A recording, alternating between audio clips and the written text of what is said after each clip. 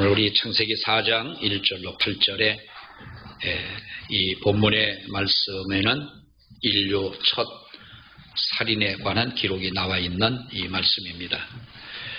1절에는 가인의 출생에 관해서 말씀을 하고 있고 2절에는 아벨의 출생에 대해서 성경은 말합니다. 그리고 가인과 아벨에 관한 이 이야기는 우리가 8절까지 짤막한 말씀입니다마는 가인이 아벨을 죽인 이 사건에 대해서 두고두고 또 이 성경을 읽고 또 우리가 믿는 우리 성도들에게는 아벨의 죽음이라고 하는 이것이 정말 어떻게 보면 가장 큰 충격적인 한 사건이고 또 길이 잊지 못하는 한 사건임에는 틀림이 없다는 것이죠. 그것은 바로 아벨이 죽었다. 가인 하나님 앞에 제대로 제사도 드리지 못하는 또 하나님이 연락하지 않은 그런 제사를 드렸던 가인이 아벨을 죽였다 하는 거기에서 바로 그 끝나는 이야기가 아니라 앞으로 인류에게 있게 될 선악의 투쟁사의 첫 장면이기 때문에 이것은 바로 우리들에게 잊혀지지 않는 역사라고 할 수가 있겠습니다. 아담과 하와의 타락으로 인해서 인간은 죄와는 뗄래야 뗄 수가 없는 그러한 관계가 되었습니다. 그런데 사람이 죄를 좋아하는 것은 아닙니다. 죄가 모름지기 신이 나서 죄를 짓는 사람은 한 사람도 없을 것입니다. 그처럼 사람들은 죄를 싫어하면서도 죄를 떨쳐버릴 수 없기 때문에 바로 거기에서 인간의 고뇌, 어떤 고통 그런 것들이 싹트게 되고 그러한 어떠한 그 연결되는 모든 이러한 그 아픔이 우리 인간의 마음을 병들게 하고 아프게 하는 것이 아니냐라는 것입니다. 이 고뇌와 고통을 제일 먼저 실제적으로 경험한 사람이 누구냐 하면 물론 아담과 하와도 있지만은 최초의 죄인이기 때문에 최초의 인간이기도 하지만은 죄인이기 때문에 그럴 수도 있겠으나 우리가 하나님 앞에 살인죄를 지은 이 가인이라고 하는 사람이 겪게 된 이 마음의 고통이 아니겠느냐라고 하는 것이죠. 사람은 우리 마음을 자기의 마음을 자기가 스스로 통제할 능력이 없습니다. 물론 내 마음을 하나님께서 주시는 은혜를 통하여 또 하나님의 주시는 지혜와 그리고 우리가 온전히 하나님의 말씀을 믿는 그 믿음으로 살아가는 사람들이라면 내 마음을 통제하고 다스리고 이게 컨트롤해 나갈 수가 있지만은 믿음이 없는 사람들의 마음으로서는 내 마음을 컨트롤하지 못한다는 것이죠. 우울하면 우울한 대로 우울함 속에 살아야 되고 고통이 찾아온다면 그 고통을 안고 살아가야 된다는 것입니다. 그래서 우리가 어떤 의학적인 것을 의뢰하기도 하고 심리적인 상담을 통해서도 우리가 어떤 그러한 것들을 고쳐보려고 하지만은 그 쉽지가 않은 것이죠. 육신에 병든 것도 문제지만은 마음에 한 번 병든 것은 이것이 평생을 함께 갈 수도 있다고 하는 것입니다. 자, 우리가 이 성경을 보게 되면 왜 가인이 아벨을 죽이게 되었느냐? 성경에 우리가 이렇게 물으면 우리는 뭐라고 말합니까? 3절로 5절에 있는 말씀을 보게 되면 하나님께서는 가인의 제물을 연락을 하지 않으시고 아벨의 제물은 연락을 했다. 이 성경에서 연락했다라고 하는 말은 관심을 두다 또는 기쁘게 보다 또는 존경을 한다, 존경한다 그런 뜻이 있는 이 말씀인데요. 어떻게 그런 표시를 했을까요? 우리가 보면 아벨의 제물은 제물이 연락된 표시로 하나님께서 하늘에서 불이 내려와서 그 제물을 태웠다 그랬습니다. 그런데 가인의 제물에는 그런 표시가 없다는 것이죠.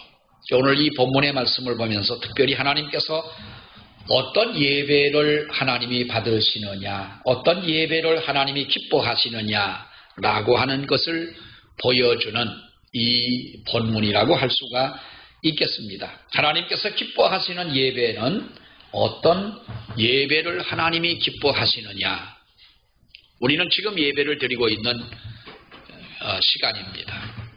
하나님 앞에 종을 치고 지금부터 예배가 시작됩니다 하고 종을, 그리고 우리가 예배를 마칠 때까지, 축도를 마칠 때까지 우리는 예배를 드립니다. 사실 우리는 이것만이 예배는 아니죠. 우리가 일상생활 속에서 누구와 주고받는 대화도 하나의, 우리는 하나님 앞에서 코람데오, 하나님 앞에서 어떠한 먹는 것도, 말하는 것도, 사람과 사귀는 것도, 내가 사업을 하는 것도, 직장 생활도 우리는 코람데오라고 그런 어떤 사상을 가지고, 그런 믿음을 가지고 살아가는 것이죠. 그것은 곧 바로 예배와 연결되는 일이라고 하는 것입니다. 여기서 드리는 이 예배만이 예배가 아니라는 것이죠.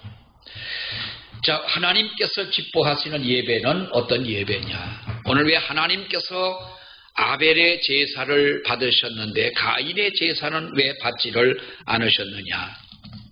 그러면 그렇게 말합니다. 우리가 어릴 때는 어떻게 배웠습니까? 주일학교 선생님들한테 배운 거 어떻게 배웠어요? 가인의 제물은 곡식을 갖다 바쳤고, 피가 없는, 기름이 없는 걸 갖다 바쳤고, 아벨은 양을 잡아서 피와 기름을 바쳤기 때문에 하나님이 받으셨다. 그렇게 우리는 옛날부터 배워왔습니다. 요나가 바다에 던져서 큰 물고기가 삼켰는데, 우리는 옛날에 주일학교 선생님들은 그걸 뭘로 가르쳐줬어요? 고래가 제일 크니까 고래가 삼켰다. 고래가 삼켰거나 이름 없는 큰 물고기를 산 사람을 그냥 삼킬 수 있는 것은 고래 외에는 없지 않습니까? 그러니까 고래라는 말도 틀리진 않았겠지만은, 우리가 성경은 성경대로 믿는다면 고래라 하지 않은 것을 굳이 고래라 할 이유는 없는 것이고, 우리가 가인의 제사를 받지 않았다 하는 이 말은 하나님께, 이것은 어떻게 보면 우리가 성경을 볼 때 신학적, 어떤 성경적 그런 해석이 필요한데, 그러니까 선생님들이 옛날에 아벨의 제물과 가인의 제물에 관한 것을 이렇게 구분해서 우리가 많이 배워왔던 것을 기억을 합니다. 왜 하나님께서 땅의 소산으로 드린 가인의 제사는 연납을 하지 않고 양의 첫 새끼와 기름으로 드렸다고 하는 아벨의 제사를 연납을 하셨을까요? 라고 할 때에 마치 하나님은 어떤 제물을 보고 사람을 차별하는 하나님처럼 그렇게 생각을 했던 것입니다. 다른 말로 한다면 헌금을 보고 사람을 차별하는 것 같은, 교회에서는 우리가 그래서는 안 되는 것이죠. 많은 금을 바쳐도, 많은 재물을 바친다 할지라도 그런 많은 재물을 바친 사람과 아무것도 없어가지고 은 두 렙돈을 바친 사람과의 우리가 사람을 본다면, 그것은 우리가 그 사람의 정성을 보고 그 사람의 마음을 보는 것이지 재물을 보는 것은 아니지 않습니까? 가인은 땅의 소산, 다시 말하면 가인은 땅의 소산, 땅에서 나는 소산, 세상적인 것, 이러한 것을 하나님 앞에 드렸던 것이고요. 아벨이 드린 제사는 뭡니까? 어린 양이라고 하는 것은 볼 때에 우리가 그 예수님을 상징하는 것 아닙니까? 예수님을 상징하는 동물이고, 기름이라고 하는 것은 어떤 성령을 의미하기도 하고,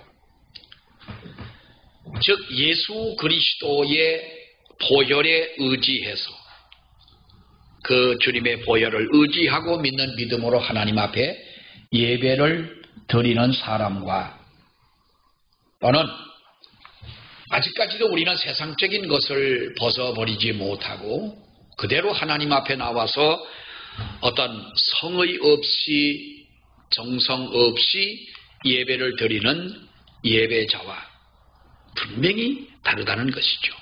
재물의 질이나 재물의 양이나, 하나님은 이런 것이 중요한 것이 아니라 그 예물을 어떤 것이라도 드리는 사람의 그 중심이 중요하다라고 하는 것인데요. 아벨은 제사를 드릴 때 뭘 드렸다고 말씀합니까? 오늘 이 성경에 보면은 양과 기름을 바쳤다라고 성경은 말씀을 하고 있는데, 히브리 기자가 아벨에 드린 제사, 제물에 대해서 말씀할 때에 뭘로 드렸다 그랬습니까? 믿음으로 아벨은 하나님 앞에 더 나은 제사를 드림으로 의로운 자라 하시는 증거를 얻었으니 라고 말씀했어요. 그러니까 아벨은 하나님 앞에 무엇으로 드립니까? 믿음으로 하나님 앞에 이 예배를 드렸다. 그러니까 저가 죽었으나 그 믿음으로서 오히려 말하느니라 그랬지 않습니까? 그 구절을 볼 때에 믿음으로 아벨은 가인보다 더 나은 제사를 드렸다라고 하는 것입니다. 여러분, 우리가 아벨의 양의 첫 새끼와 기름으로 드렸다고 하는 사실이 중요한 것이 아니라, 어떤 제물을 드렸다는 것이 중요한 것이 아니라 뭘로 드렸다는 겁니까?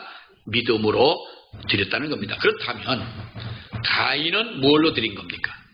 믿음으로 드린 것이 아니라는 얘기예요. 여러분, 하나님은 영이신데 고기를 잡수고 싶으시겠습니까? 더 비싼 것을 우리 주님이 원하시겠습니까?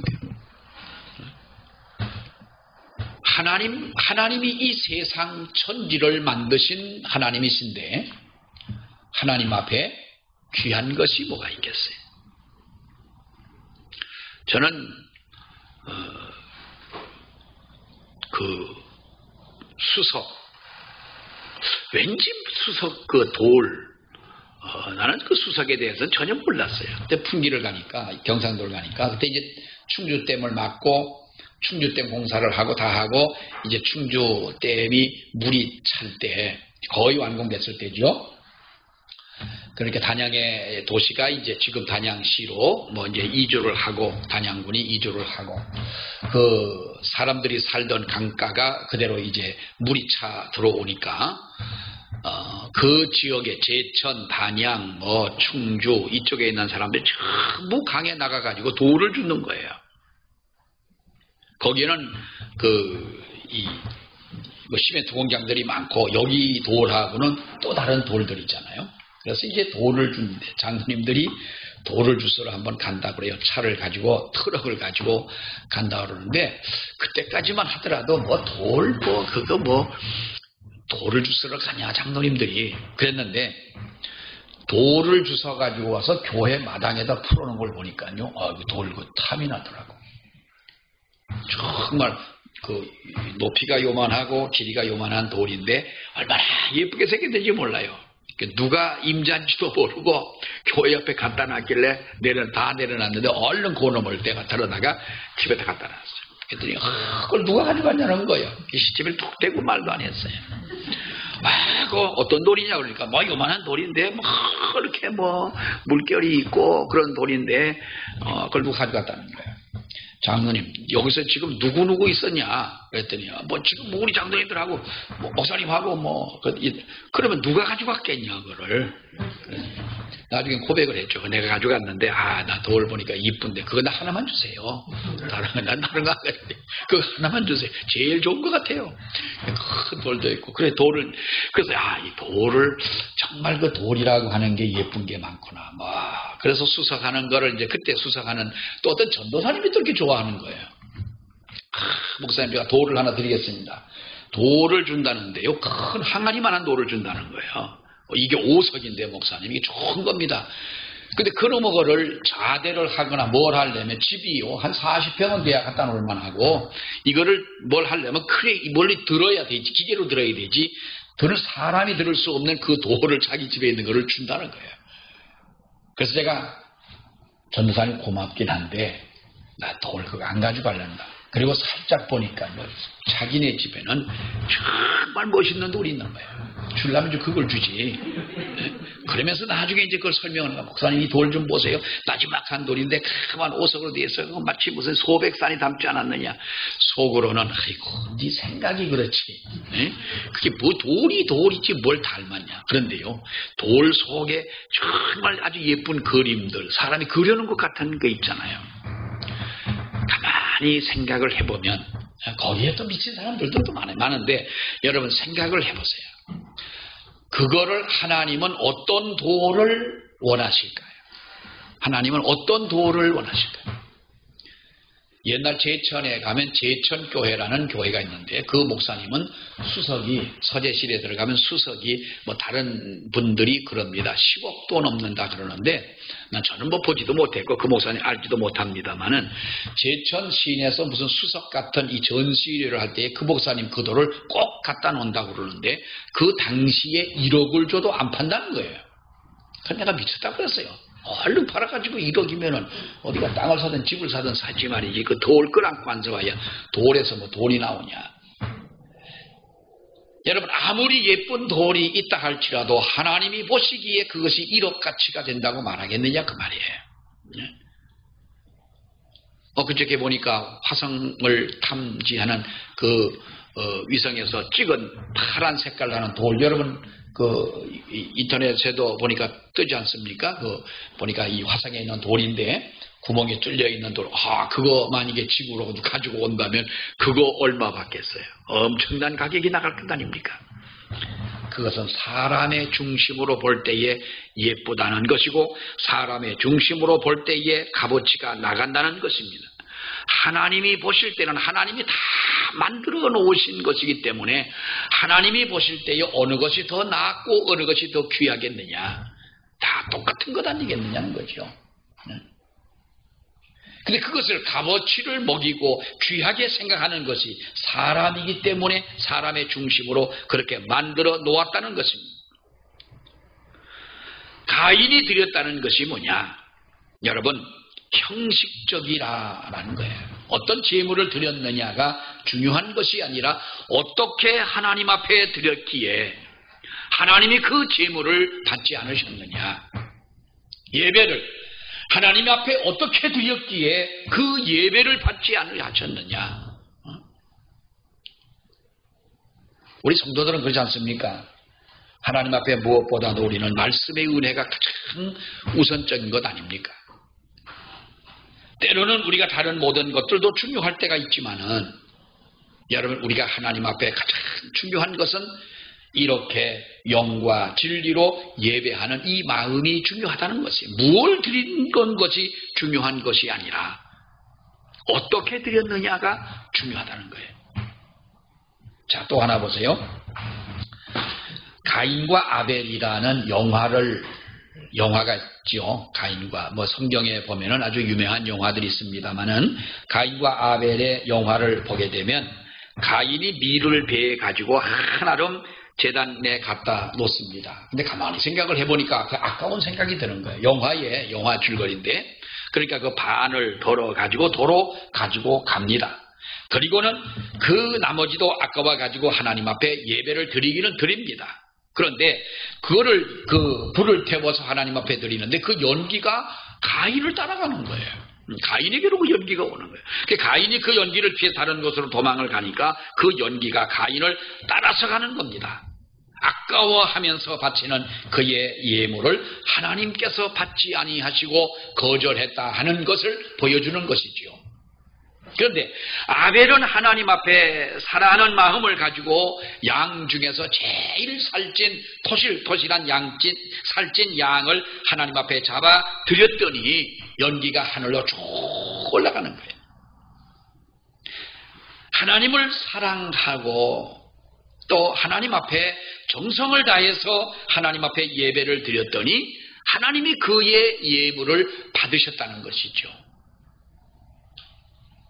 가끔 보면 우리가 예배를 드리면 축복을 받고 예배를 참석하지 않으면 마치 저주를 받는 것처럼 생각을 해서 어떻게 보면 하나님 앞에 무엇을 받기 위해 드리는 예배처럼 이렇게 생각하는 경우가 많습니다. 그것은 예배를 어떤 자신의 목적을 이루기 위해서 하나님 앞에 드리는 예배지 그것은 하나님이 기뻐하시는 예배가 아니라는 것입니다. 예배를 드리면 하나님 앞에 복을 받는다는 이 말은 엄밀히 말하면 틀린 말입니다. 왜냐하면 예배도 가인의 예배가 있고 아벨의 예배가 있는 줄 믿습니다. 가인의 예배가 있는 것이고 아벨의 예배가 있는 것이. 그러니까 우리가 예배를 참석할 때에는 저는 가끔 그럽니다. 어떤 무슨 회의를 하고 우리가 회의할 때 예배 드리잖아요. 사실 예배 드리는 건 우리가 뭐 드려야 되긴 되지만 무엇보다도 먼저 예배를 드려야 하지만 우리가 사실 그 어떤 의미에서 형식적인 예배는 안 드리는 것이 차라리 낫습니다. 회의하려면 차라리 기도하고 누가 기도를 대표로 하고 회장이 하든 누가 대표로 기도하든 하고 그냥 웬만하면 하는 것이 좋습니다. 어떤 회의를 앞에 두고 예배를 드립니다. 예배를 잠깐 드리는 어떤 때는 성경 한 절 읽고 그냥 기도하고 뭐 이러기도 합니다만은 사실 우리가 그렇죠. 그건 예배라 할 수는 없잖아요. 이 예배 드리는 가운데 무슨 생각을 하겠어요? 하나님 앞에 드리는 하나님이 원하시는 예배는 하나님의 구원의 은혜에 감사해서 신령과 진정으로 하나님 앞에 드리는 예배가 이것이 진정 하나님이 기뻐하시는 예배지 우리가 형식적 예배 이것은 드려서는 안 된다는 거예요.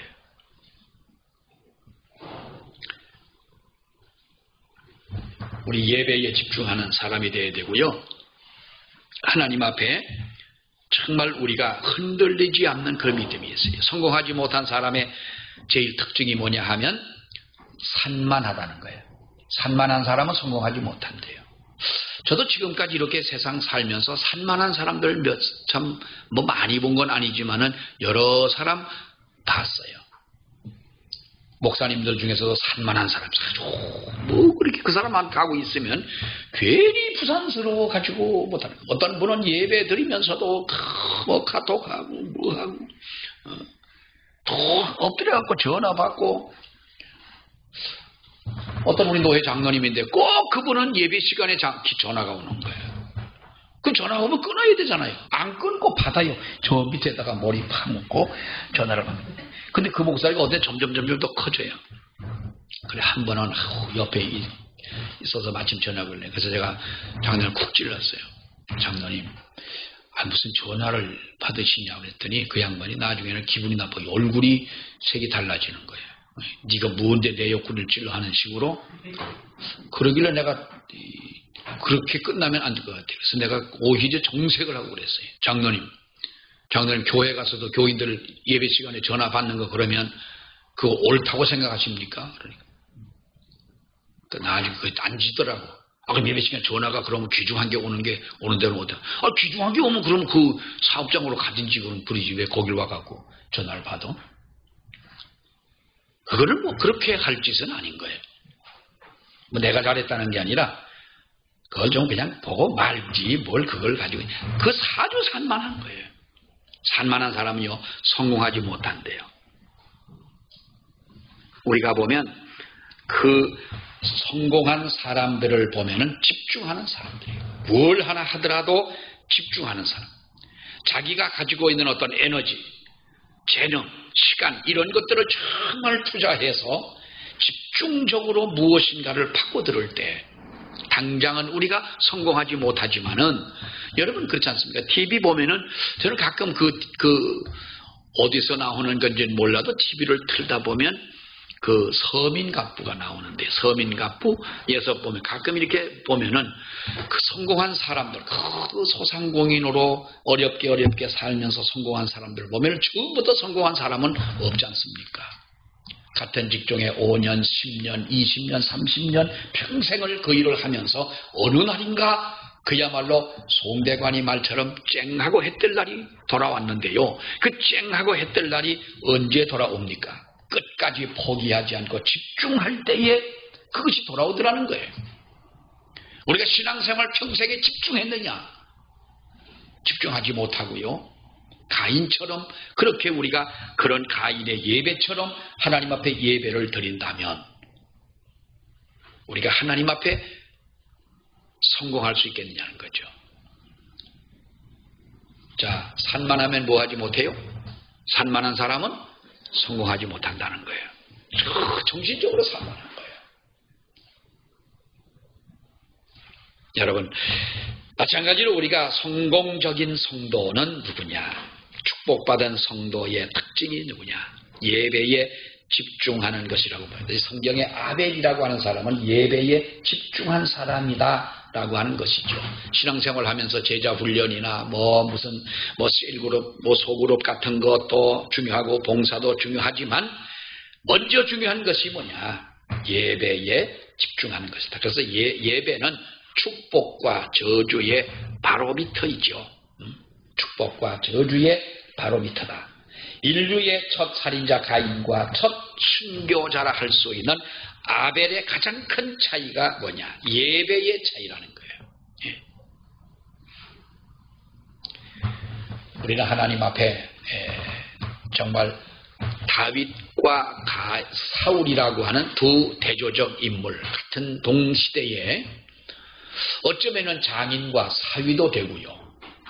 또 한 나라의 왕이었고 왕에게 고통을 주던 골리앗을 해치운 그야말로 아주 이 다윗의 그 용맹스러움은 끊을래야 끊을 수 없는 두 사람의 관계인데요.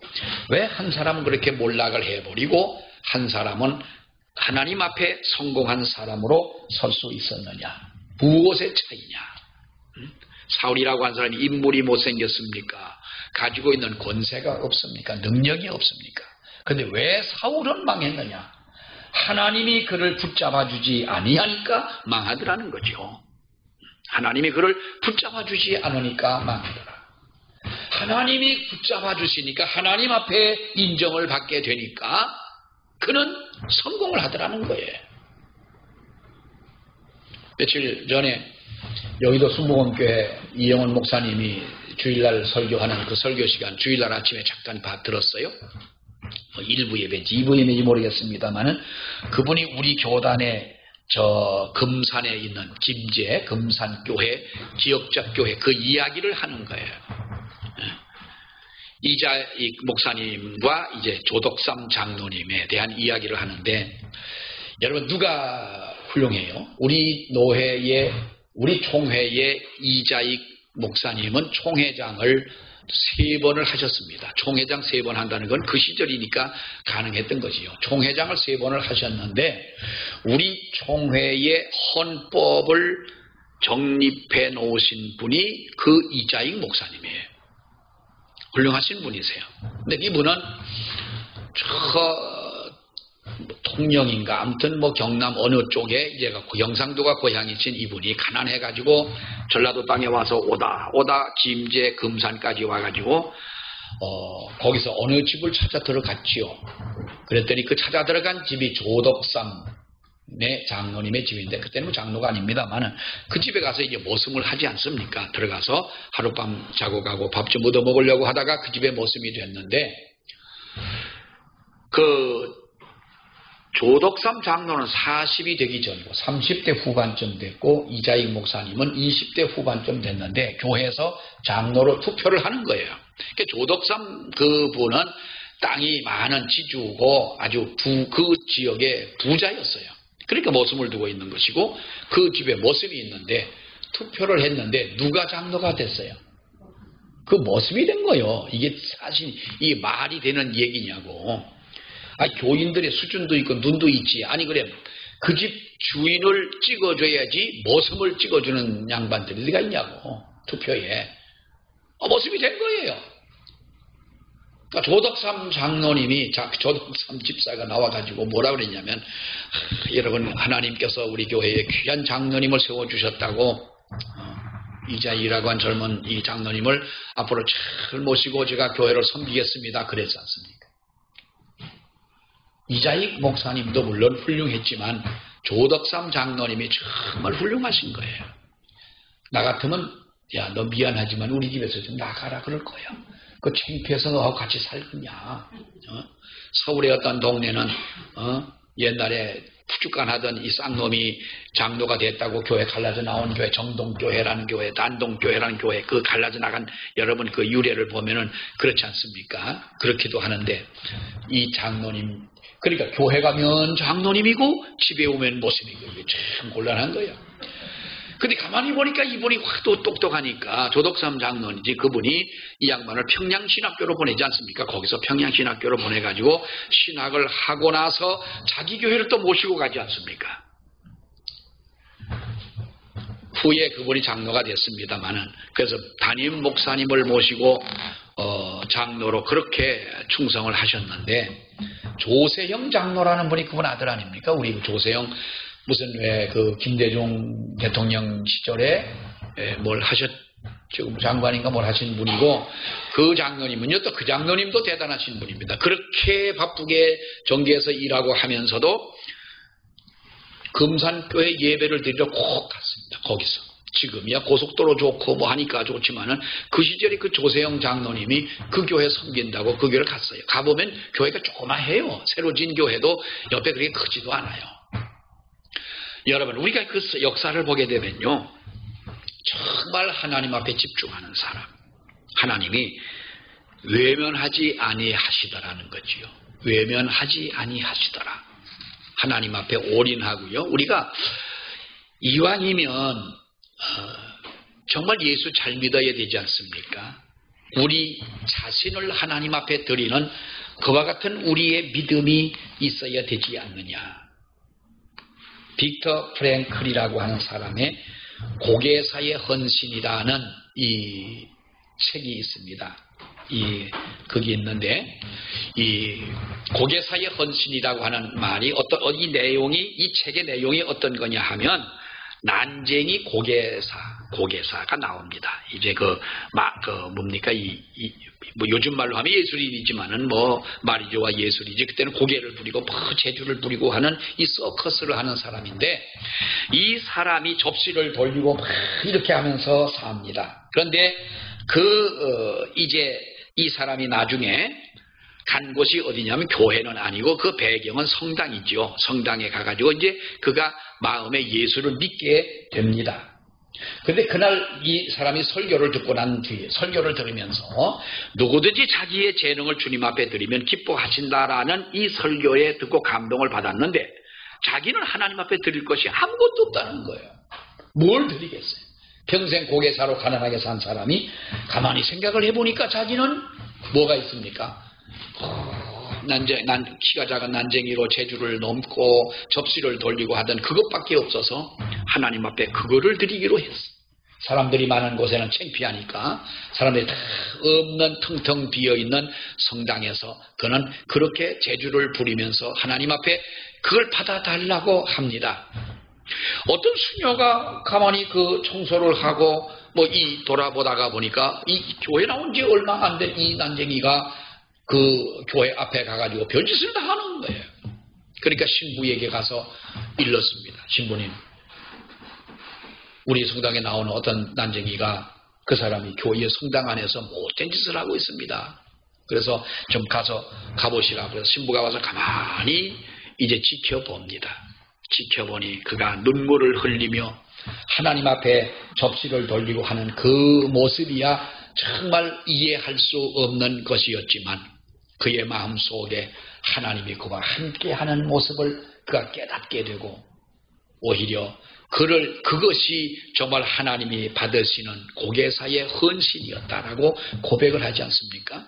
물론 이것은 어떤 빅터 프랭클이라고 하는 사람이 쓴 책의 내용이긴 합니다만은 우리가 볼 때에 우리의 믿음도 역시 마찬가지인 거예요. 하나님 앞에 이제는 하나님의 은혜를 받고 믿음으로 사는 우리들이라면 우리는 예배에 집중을 하자. 하나님 앞에 집중하자. 나의 신앙에 집중을 하자는 거죠.